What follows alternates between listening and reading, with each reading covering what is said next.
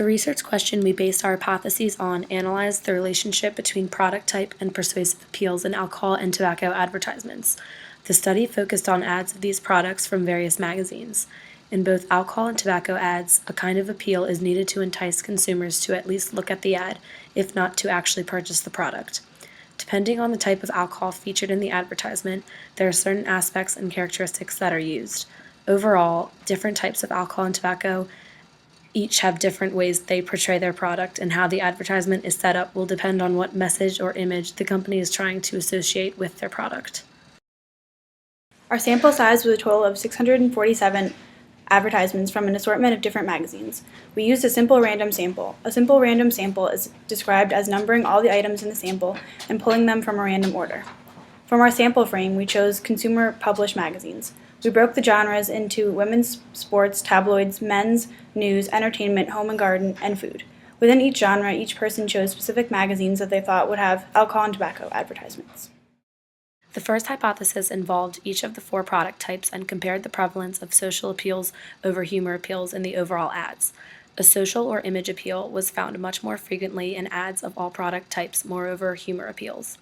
Social appeals were found in 56.8% of all beer ads, 60.9% of liquor ads, 54.4% of tobacco ads, and 62.7% of wine ads.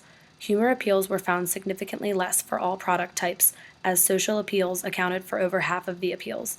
Therefore, our hypothesis is supported. The second research question tests that liquor ads will have less people and more phrases compared to beer ads. The mean for amount of people in beer ads was 1.9, as the mean for liquor was 0.94. The data shows that there are more amounts of people in beer ads than liquor ads, making the first part of the hypothesis that liquor ads will have less people supported.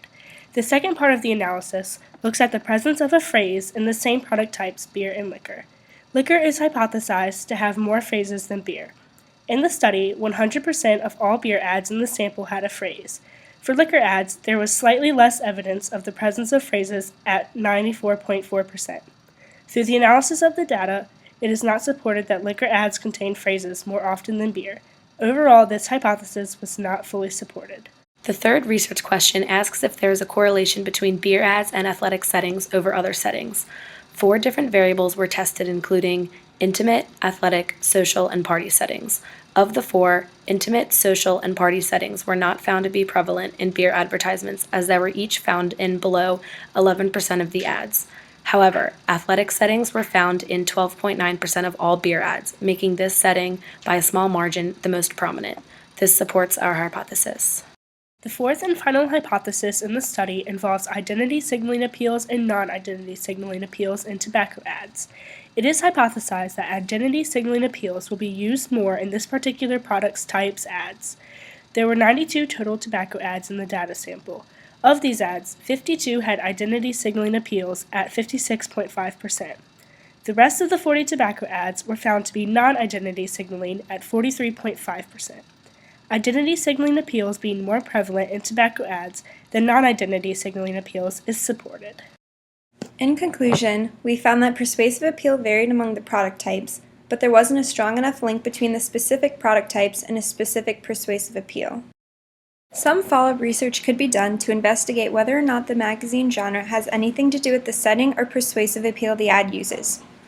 It would be interesting to see if the alcohol and tobacco companies create ads to purposefully appeal to a certain demographic depending on the magazine it will be featured in, or if they trend more towards just running the same ad in all magazines.